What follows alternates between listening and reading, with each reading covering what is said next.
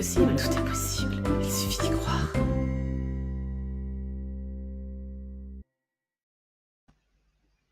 Hello, hello, bonjour à tous et à toutes et bienvenue dans cette émission Tout est possible, il suffit d'y croire, toute particulière aujourd'hui parce que j'ai envie de vous partager mon expérience par rapport à notre pouvoir d'auto-guérison que nous avons tous, mais qui n'est pas toujours facile de mettre en place. Donc aujourd'hui, j'avais envie de partager mes expériences parce que moi, de par mes introspections, de par ma pratique de yoga, de méditation, j'ai pris l'habitude d'être à l'écoute de mes ressentis et d'être vraiment à l'écoute de ce que je ressens au quotidien.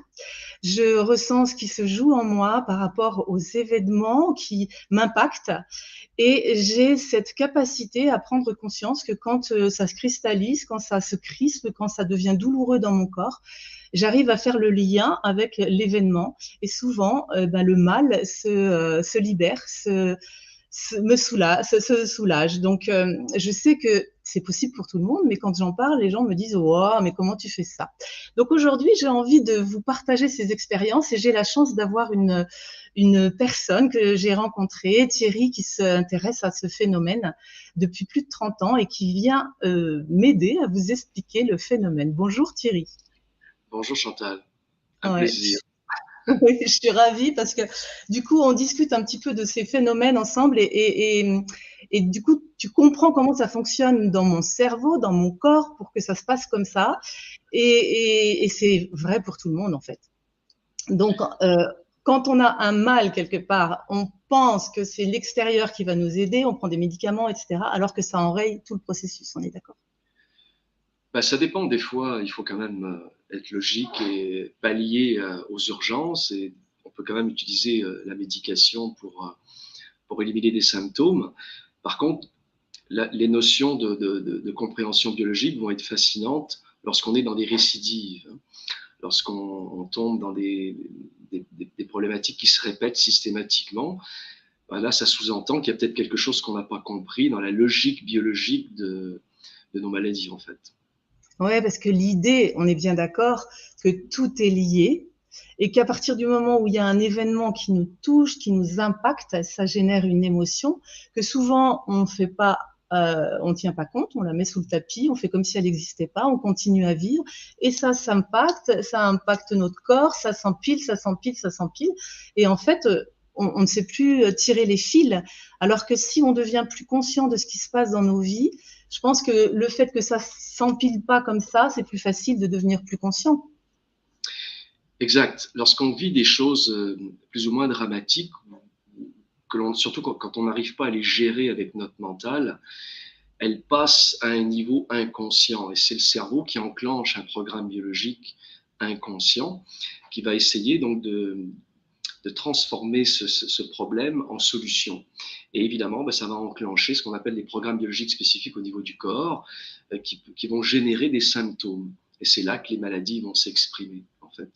Mais elles ne sont jamais reliées à une fatalité. Elles auront toujours une logique en fonction de notre histoire et de la chronologie des événements. Alors évidemment, il faut apprendre à déterminer cette logique et voir la subtilité des événements. C'est ça. C'est ça qui est pas facile. Et c'est ça qui est le plus difficile, effectivement, parce qu'on n'est pas habitué à ça. Hein. On n'est pas habitué à ça, ouais. Et donc du coup, moi je disais donc que j'ai eu plusieurs expériences où j'ai été bluffée par cette capacité, ce pouvoir d'auto-guérison, parce que en fait, donc je vais donner l'exemple de mes pouces parce que en ce moment c'est surtout ça. Il y a peu de temps, j'étais avec une amie qui, j'avais l'impression, elle tournait un peu en boucle dans sa victimisation, alors que je sais que elle a conscience que elle génère les difficultés et que si elle reste dans ce cercle vicieux, ça va pas s'arranger. Donc j'étais un peu en colère contre elle, mais j'ai pas voulu lui dire. Mais j'ai eu l'impression de lui mettre la pression. Voilà. Et quand elle est partie, je m'en suis voulu énormément. Je me suis dit mais de quoi je me mêle, pourquoi je lui en veux. Enfin, j'ai culpabilisé en fait. Et le lendemain, je faisais ma salutation au soleil, le yoga, etc. Et j'ai eu une douleur, mais vraiment très forte à ce pouce-là. Et je me suis dit, tiens, peut-être que j'y vais trop fort dans mon yoga, quoi. Je me suis pas posé de questions par rapport à quelque événement que ce soit. Et puis, comme ça durait le lendemain et tout, je me suis dit, tiens, je vais quand même regarder la symbolique de la douleur du pouce. Et quand j'ai lu, j'aime bien sur Internet regarder ça, j'ai lu que c'était soit on se met de la pression, soit on met la pression aux autres, soit on croit mettre la pression aux autres. Et quand j'ai lu on croit mettre la pression aux autres, ça a vibré dans mon corps. J'ai dit, c'est ça, oh là là, j'ai vraiment eu l'impression de lui mettre la pression. 2 jours après, j'avais plus du tout mal au pouce. Comment ça s'est fait? Oui. Écoute, c'est génial, tu es très efficace. C'est vrai, je suis bluffée. Dans tout ce qui touche, pour tout ce qui concerne le musculo-squelettique, il y a 2 phénomènes très particuliers. Il y a ce qu'on appelle des douleurs symboliques. C'est exactement ce que tu avais, qui sont des petites douleurs comme ça qui apparaissent de façon anodine. Et d'ailleurs, on ne voit rien à la radiographie, on ne voit rien aux résonances magnétiques. Ce sont des douleurs qui sont extrêmement compliquées à expliquer parce qu'elles symbolisent en fait une problématique de dévalorisation. Alors, évidemment, toi, c'était les pouces parce que dans ton ressenti, c'était cette notion de mettre de la pression, de pousser avec tes pouces. On est dans un petit peu le langage des oiseaux. Mais chaque partie du corps va avoir une résonance particulière, une tonalité de dévalorisation très particulière.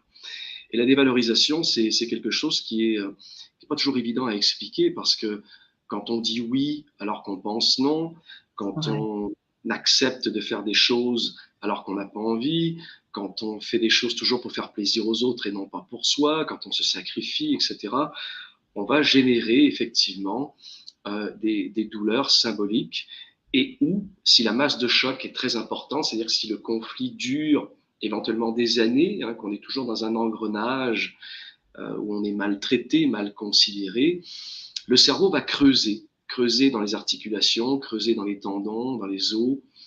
Et évidemment, si un jour cette personne-là sort de son marasme ou de sa dévalorisation, elle va déclencher des phénomènes arthritiques. C'est-à-dire que l'arthrite est un stade plus avancé que ton histoire de douleur de pouce, mais qui va montrer en fait une réparation de la dévalorisation. Donc il y a vraiment 2 phénomènes différents. D'accord. Donc il faut sortir de cette situation-là, parce que si on y reste tout le temps, qu'est-ce qui se passe? Exact. Les gens qui restent trop longtemps dans des situations comme ça finissent avec de l'arthrite rhumatoïde ou des polyarthrites. Ce sont de la fibromyalgie. Ce sont des gens qui ont généralement peu d'estime d'eux-mêmes, etc., et qui ont vécu beaucoup de souffrances, malheureusement. D'accord. Mais pour les douleurs symboliques, c'est extrêmement génial et facile parce que dès qu'on en prend conscience, la prise de conscience permet d'arrêter le programme et la douleur disparaît. Donc, c'est extraordinaire. Oui, parce qu'en fait, c'est très fréquent. Dès que je sens que je me mets de la pression, même à moi-même, dans mon activité, des fois, je fais les choses parce que je me mets de la pression. Personne m'en met, mais moi, je m'en mets. Et j'ai remarqué que si j'étais dans le « il faut, je dois », que je suis pas dans le « waouh, ça me fait plaisir de le faire, j'ai envie », et ben tout de suite, j'ai mal au pouce. Mon corps me dit « non ». Donc, tu vois la subtilité de la dévalorisation, c'est il faut que je le fasse et ça me tente pas. Je mets de la pression, je le fais pas correct, et là, ça enclenche cette petite douleur. Alors, c'est extraordinaire quand on est capable de les saisir, et à ce moment-là, ça permet de les éliminer très rapidement, effectivement. Alors, je veux pas dire qu'on peut toujours travailler dans le plaisir, mais comment dire, parce qu'il y a plein de gens, je vois plein de gens qui ont des problèmes au pouce, mais il me semble que si parfois on peut voir les choses autrement et ne pas se forcer toujours et voir comment on peut y prendre du plaisir. J'ai compris ça aussi parce qu'il y a bien des activités que je suis bien obligée de faire aussi, mais si je m'oblige pas à les faire à un certain moment et qu'à un moment donné, ça me fait plus plaisir qu'à un autre, là du coup ça me fait pas souffrir. Donc je pense que c'est pour tout le monde pareil, donc c'est pour ça que je me permets d'insister là-dessus. Et puis j'avais un autre exemple, c'est il y a quelque temps, je suis allée à une sépulture d'une personne que je connaissais pas parce que c'était la maman d'un monsieur, et par égard pour lui, j'étais à la sépulture. C'était une dame qui avait 90 ans, enfin bon, voilà, c'était... J'avais pas à avoir énormément de chagrin, et arrivé à l'église, je ne sais pas ce qui s'est passé, j'ai eu très envie de pleurer. Et je me suis dit, bah, ça n'a pas de sens, pourquoi tu as envie de pleurer? Donc j'ai retenu mes sanglots, mais j'ai vraiment serré, quoi. Et donc après, bah, tu vois, on discute avec les gens et tout, j'oublie ce truc. Et le lendemain, dans la matinée, j'ai ressenti une douleur très forte à ma gorge. Et donc quand c'est comme ça, je me recentre, et puis j'écoute, j'observe, comment dire, je revois ce que j'ai vécu, que c'est comme si je redéfilais le film à l'envers. Et à un moment donné, je sens que c'était ça, c'est quand je me suis retenue de pleurer. Et à partir du moment où j'en ai eu conscience, ça s'est libéré. J'ai plus eu mal. Alors effectivement, c'est fascinant. Avant de revenir sur ta gorge, j'aimerais vous raconter une histoire. C'est l'histoire d'une personne que j'ai eue dans mes ateliers il n'y a pas très très longtemps, qui déclenchait toujours une sciatique lorsqu'elle passait l'aspirateur. Alors qu'en temps normal, elle n'a pas de sciatique, elle peut faire du sport, elle peut faire toutes sortes d'activités physiques, mais quand elle faisait le ménage chez elle, Ouais. systématiquement, elle déclenchait une sciatique, et toujours du même côté. Et en fait, elle a pris conscience que c'était programmé lorsqu'elle était petite fille. Elle détestait le ménage, et sa mère lui demandait tout le temps de passer l'aspirateur. Donc, quand tu fais quelque chose contre ta volonté, tu te dévalorises. Et le sciatique, dans la symbolique du sciatique, on a cette notion d'aller faire quelque chose alors qu'on ne veut pas, ou d'être forcé de faire quelque chose. Et donc, dès qu'elle a fait cette prise de conscience, elle a été capable de faire le ménage sans sciatique. Donc, tu vois, ça, c'est pour Ouais. un peu comme avec ton pouce. Alors maintenant, la gorge, évidemment, on est sur quelque chose la symbolique de la gorge, c'est le morceau à avaler. Le morceau, il faut qu'il passe. Donc là, tu es dans une situation très particulière.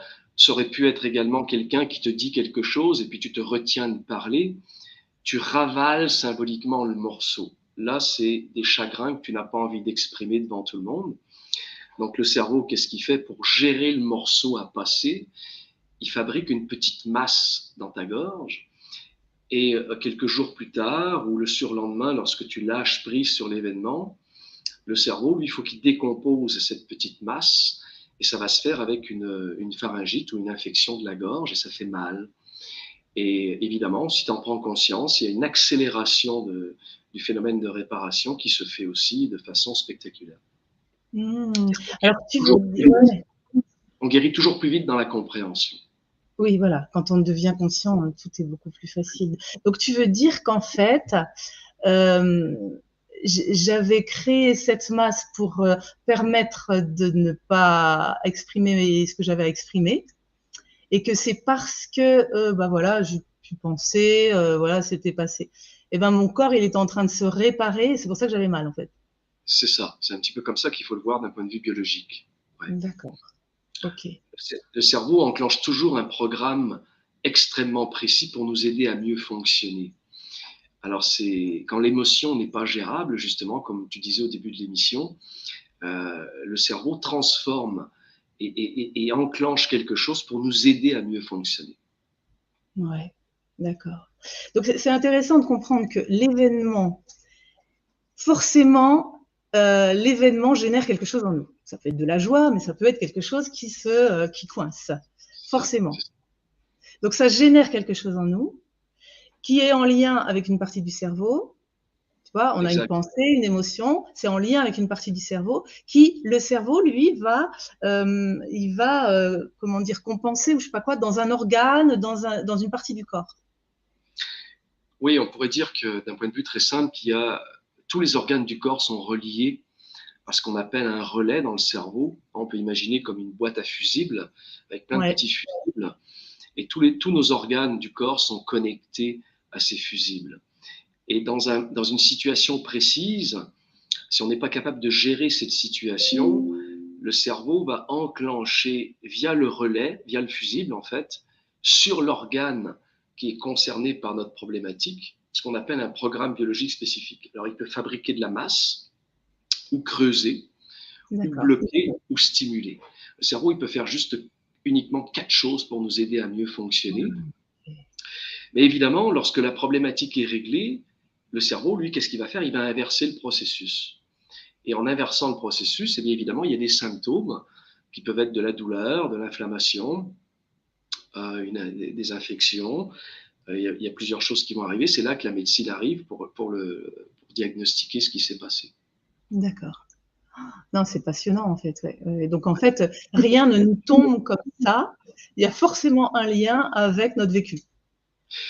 Effectivement, quand on décortique n'importe quelle histoire, que ce soit une histoire aussi simple que celle que tu viens de raconter ou mon histoire d'aspirateur, si on s'en va sur des maladies, on va dire, beaucoup plus complexes, comme des cancers ou des choses comme ça, évidemment, il va y avoir des événements, parfois qui vont être encore plus faciles à identifier parce que plus la maladie va être grave d'un point de vue médical, plus les événements ou les traumatismes vont être importants et parfois beaucoup plus faciles à identifier que des petites choses, des petits trucs, comme on vient de parler.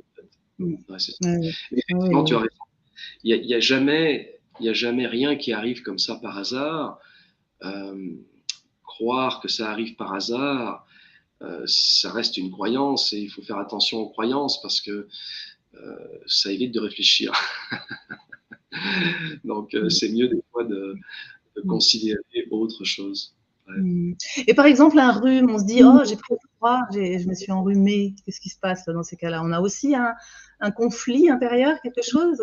Parce qu'on pourrait ne pas être enrhumé, même si on a eu froid? Ben, là encore, croire que le froid nous rend malade, il y a des pays où il fait froid toute l'année et les gens ne sont pas enrhumés ou grippés toute l'année.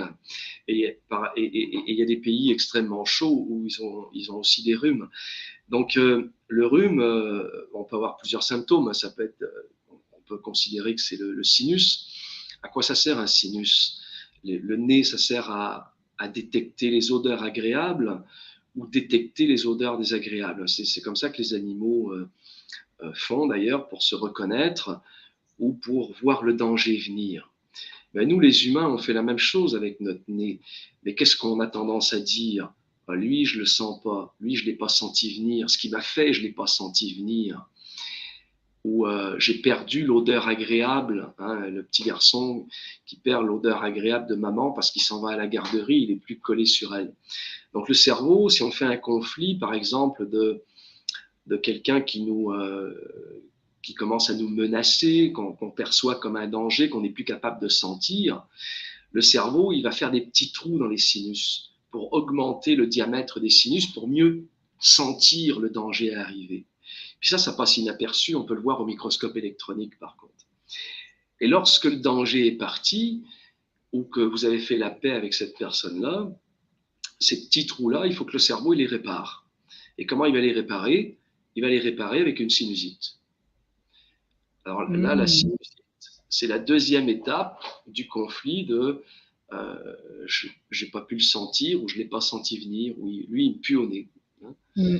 Donc, observer tout ce qu'on vit, quoi, en fait. Observer tout ce qu'on vit, c'est ça. C'est pour ça qu'on voit beaucoup de ce genre de petits rhumes, grippes, etc. À la période de Noël, par exemple, où il y a beaucoup de repas de famille, avec beaucoup de chicanes, hein, de conflits entre les membres de la famille.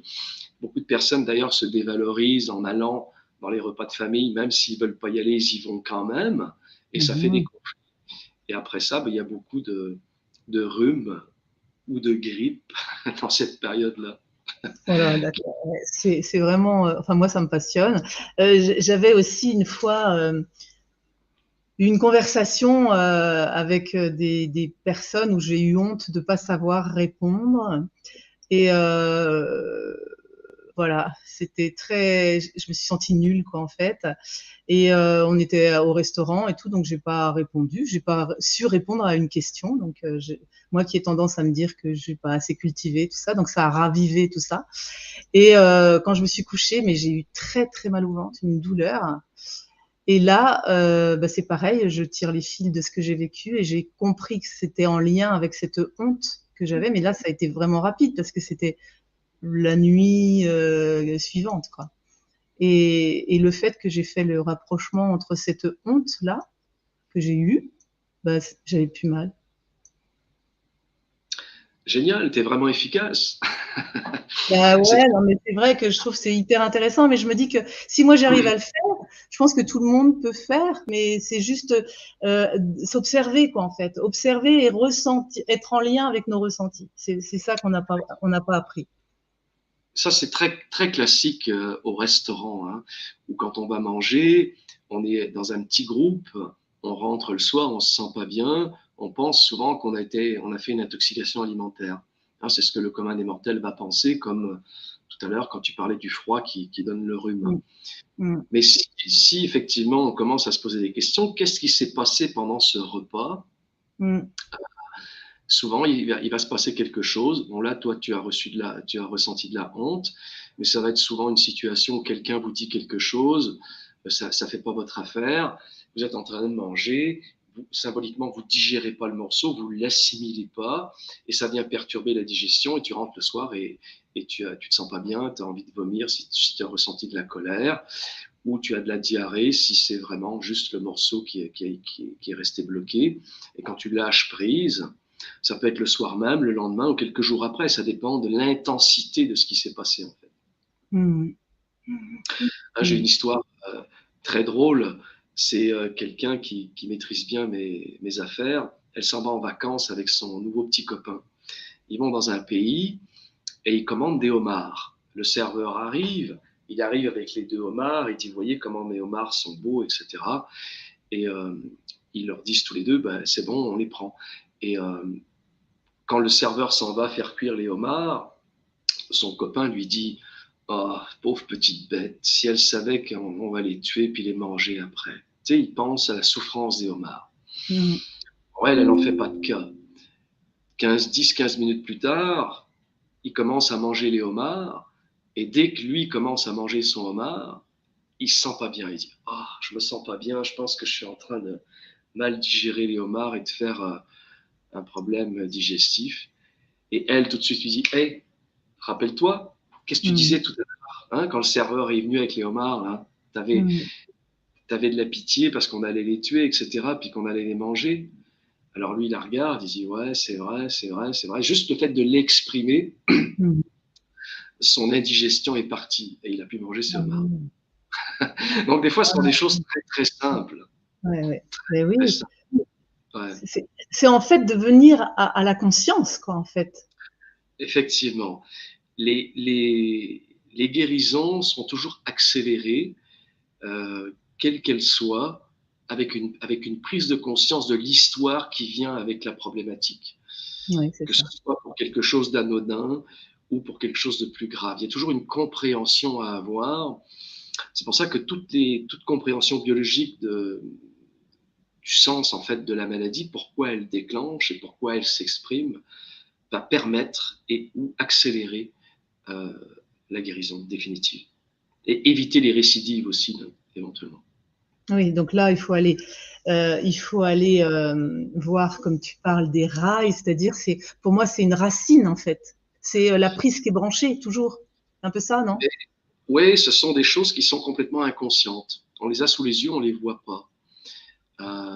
Et évidemment, il y a des façons pour apprendre à détecter ces choses-là. Et parce qu'au moment où on va faire un gros stress, un gros conflit, le cerveau va mémoriser toutes sortes d'informations qui peuvent être environnementales, la couleur du ciel, la lumière, la luminosité. Si c'est avec un ordinateur, l'ordinateur peut devenir un rail, un téléphone, peu importe. Et après ça, évidemment, tant qu'on n'a pas identifié ce qui s'est passé au départ, à chaque fois, mettons que tu revois le ciel bleu, tu peux redéclencher des conflits. À chaque fois que tu vas réutiliser ton ordinateur, tu vas redéclencher. Ça devient ce qu'on appelle des rails. C'est les subtilités de la compréhension biologique de nos problématiques se fait à partir des rails. En anglais, on appelle ça un track, mais c'est comme un rail de chemin de fer, ça te ramène. En fait, c'est très simple. Hein. Si vous écoutez une musique agréable, très agréable à vos oreilles quand vous avez 15 ans et que vous vivez une expérience très agréable ou très désagréable, à 60 ans, vous allez réécouter cette musique, ça va vous rappeler ce que vous avez vécu à 15 ans. C'est exactement ça, un rail. Sauf que là, je vous parle d'une musique qui peut être effectivement un rail, mais ça peut être n'importe quoi d'autre. Ça peut être au niveau moi, c'est souvent des odeurs qui me rappellent des souvenirs. Et c'est vrai qu'on a cette mémoire-là. Donc c'est pareil. Tu vois, j'ai une histoire d'odeur. C'est une femme d'une 60aine d'années qui avait perdu l'odorat. On lui avait dit que c'était un Covid long parce que c'était suite à un Covid. Et lorsqu'elle m'a raconté son histoire, à un moment donné, elle me dit, tu sais, j'ai commencé à perdre l'odorat. En fait, au départ, c'était l'odeur de caramel que je sentais, qui sentait mauvais. Tu sais, une odeur de caramel, ça sent pas mauvais, c'est une question de perception. Puis après, elle me dit, après, tout a commencé à sentir mauvais. Et puis à un moment donné, même les gens qui venaient chez moi sentaient mauvais. Et j'ai perdu l'odorat. Et ça faisait 1 an et demi qu'elle n'avait plus du tout d'odorat. Donc là, quand elle m'a raconté ça, je lui dis, il y a une histoire de caramel. Il faut que tu recherches qu'est-ce qui s'est passé dans le contexte de ton caramel. Et facile, ça a pris 5 minutes. Elle a compris tout de suite. Elle était sur une diète keto. Et donc, elle n'avait pas le droit de manger de sucre. Et son mari, lui, il a eu l'idée de manger des caramels et de se faire cuire du caramel. Donc elle mangeait en face de son mari avec l'odeur du caramel, elle n'a pas le droit d'en manger. Il ne faut pas qu'elle sente l'odeur du caramel. L'odeur du caramel commence à sentir mauvais alors qu'en fait, c'est simplement dans sa perception, ça sent mauvais, il ne faut pas que j'en mange. Puis vu qu'elle se privait de plein de bonnes choses qui sentaient bon, qu'est-ce qui a fait son cerveau? Il a coupé l'odorat. Alors, ça faisait 1 an et demi qu'elle ne sentait plus rien. Quand elle a fait cette prise de conscience-là dans la logique biologique, ça a pris 5 minutes et son odorat est revenu. Donc, tu vois, c'est ça la compréhension qui aide, qui accélère de façon des fois magique la guérison ou la réparation. Donc, l'idée, c'est de peut-être développer son sens de l'observation, de ce qui se joue en nous quand on a des situations du quotidien. Bien sûr, je ne vais pas vous demander de le faire tout le temps, mais déjà d'apprendre à s'observer pour devenir plus conscient de ce qu'on vit et de comment ça se manifeste en soi. Et après, du coup, moi, j'y arrive, je me dis qu'il n'y a pas de raison pourquoi les autres n'y arriveraient pas. Bon, c'est vrai que j'ai peut-être ce talent-là, j'en sais rien, mais je pense que ça faciliterait pour des maladies plus importantes. Exactement. Effectivement, tu as complètement raison. Il faudrait apprendre à être à l'écoute de ce qu'on vit. Et surtout, de voir si on fait des choses où on est contrarié, en fait. Les gens qui sont très heureux sont des gens qui ont très peu de maladies, alors que les gens qui ont beaucoup de souffrance ont beaucoup plus de problématiques.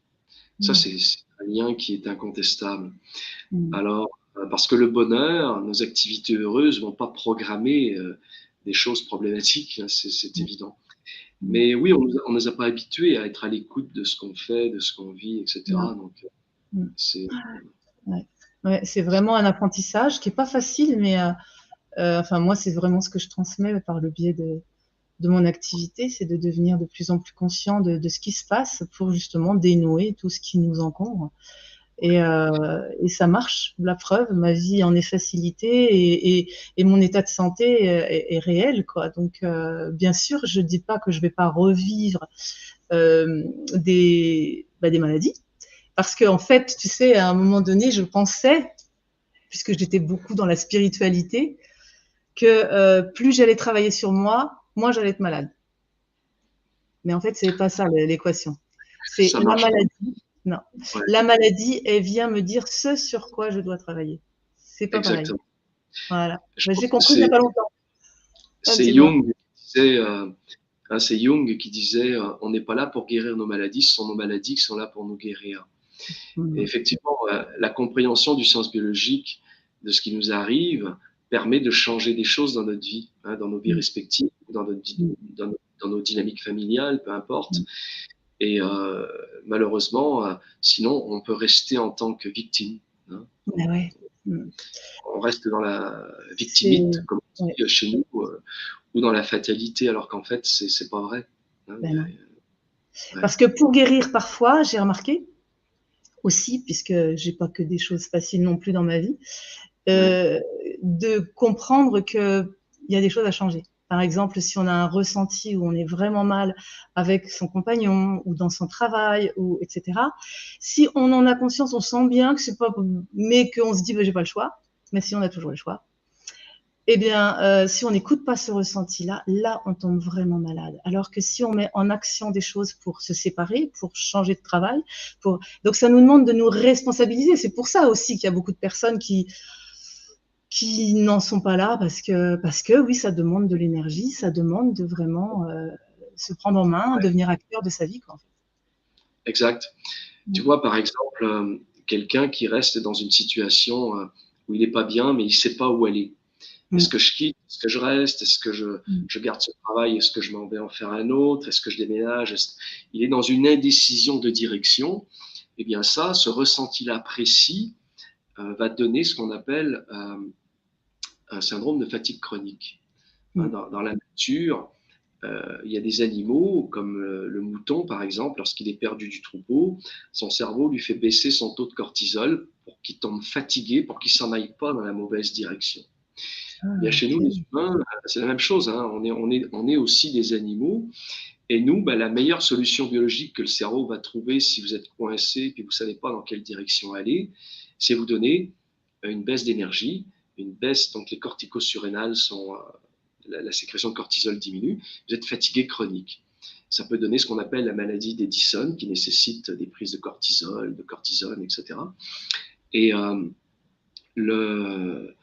tant que tu sors pas de cette dynamique-là, tu penses que c'est une fatalité. Puis les gens, souvent, ils consultent beaucoup, ils prennent beaucoup de produits naturels, même pour s'aider. Mais en réalité, c'est un programme biologique qui correspond à leur problématique. Ouais,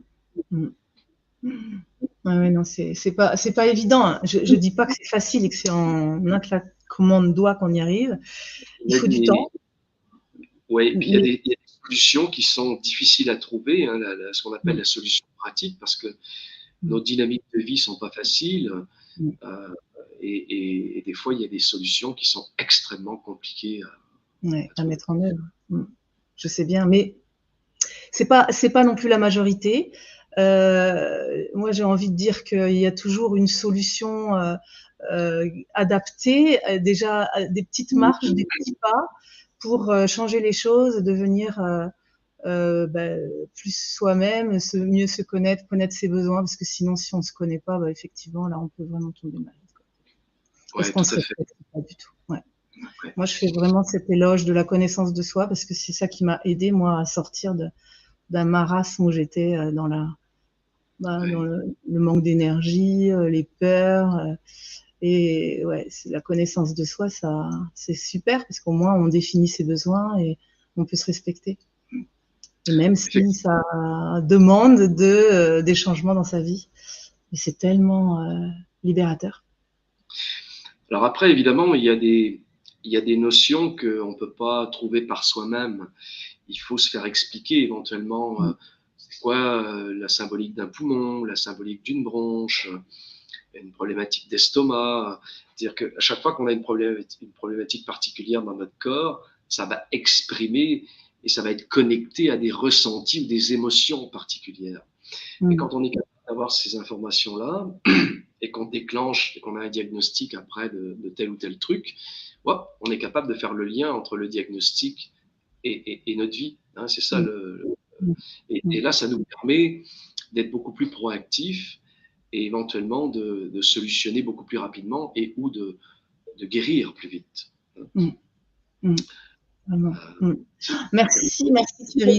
Est-ce que tu as autre chose que tu aimerais transmettre comme message? À profite du coup. Écoute, je sais pas, il y a tellement de choses que je pourrais raconter, mais il y a ce qu'on peut raconter rapidement versus ce qui nécessite beaucoup plus d'explications. Tout ce que je pourrais vous dire, c'est que il y a effectivement aucune maladie qui se déclenche par hasard. D'ailleurs, c'est très intéressant parce que quand on fait des recherches sur les maladies, c'est toujours l'hérédité, la nutrition, le stress,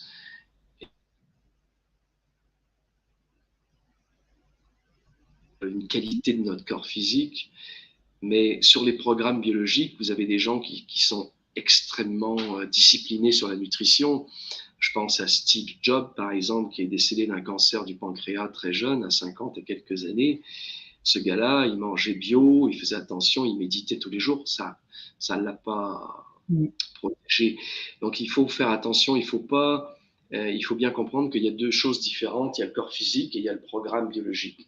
Alors, c'est pas parce qu'on a une hygiène de vie irréprochable qu'on est à l'abri d'un problème. Ça, c'est une chose. Et deuxième chose, c'est que dans la nature végétale et animale, il y a beaucoup de choses qui n'existent pas en maladie que l'on va retrouver chez les humains. Donc, il y a quelque chose qui n'est pas normal. Il y a plein de mutations. Toutes les mutations, par exemple, chez les végétaux, chez les animaux, sont toujours là pour améliorer la qualité de la survie et la qualité des espèces. Chez nous, les humains, on nous dit que nos mutations déclenchent des cancers. Enfin, c'est très paradoxal. Alors, il y a peut-être quelque chose qu'on n'a pas compris, ou alors la nature nous a vraiment très mal fait, nous les humains. C'est ça. Parce que les animaux, on voit des mutations extraordinaires. Chez les animaux, les oiseaux ont des os creux pour être plus légers. La chauve-souris a un radar. Les éléphants, depuis 20 ans, ont des défenses beaucoup plus petites, alors qu'avant, elles étaient énormes. Tout ça sont des mutations pour améliorer la survie. Donc, on déclenche des programmes biologiques de survie qui ne sont pas là forcément pour nous rendre malades. Et peut-être qu'il faudrait apprendre à voir la maladie comme autre chose, mais comme une étape transitoire pour revenir à la normale. C'est peut-être là-dessus que je pourrais terminer. C'est-à-dire que quand on a une inflammation, quand on a une infection, quand on a un cancer, il faudrait voir qu'est-ce qui se passe et qu'est-ce que ça nous amène transitoirement et à comprendre et également à réparer au niveau de notre corps, en fait. C'est ça. Ouais. C'est un petit peu ça que je pourrais, mais c'est complexe, c'est extrêmement complexe. C'est très complexe, on ne peut pas l'expliquer en 3 quarts d'heure, mais déjà, moi, j'avais envie de sensibiliser parce qu'effectivement, quand on parle d'hygiène de vie, on parle du sport, de la nourriture, Ouais. voilà, mais on parle pas vraiment des émotions, quoi. Et c'est ça c'est ça qui nous fait vivre, c'est nos vibrations intérieures. Donc, c'est vrai que c'est important de le dire, d'être vraiment très à l'écoute de ça et de se laisser traverser par elles et de les comprendre, quoi. Super d'avoir cette aide, cet éclairage, parce qu'effectivement, moi, je le vis au quotidien, j'ai envie de le partager, mais je sais pas l'expliquer. Donc, je suis super contente que tu aies accepté de venir m'aider dans cette intention-là.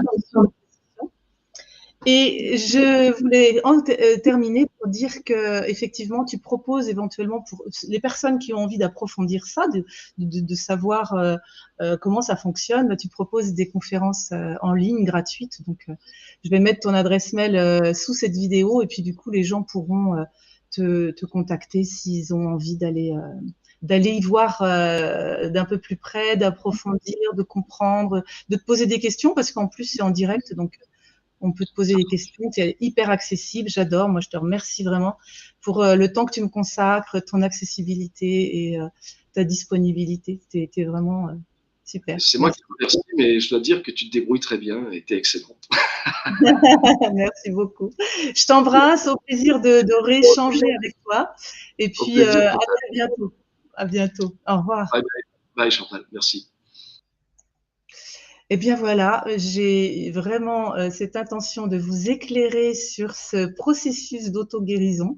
On l'a tous, il n'y a pas à se dire que je suis privilégiée ou que quelqu'un d'autre l'est.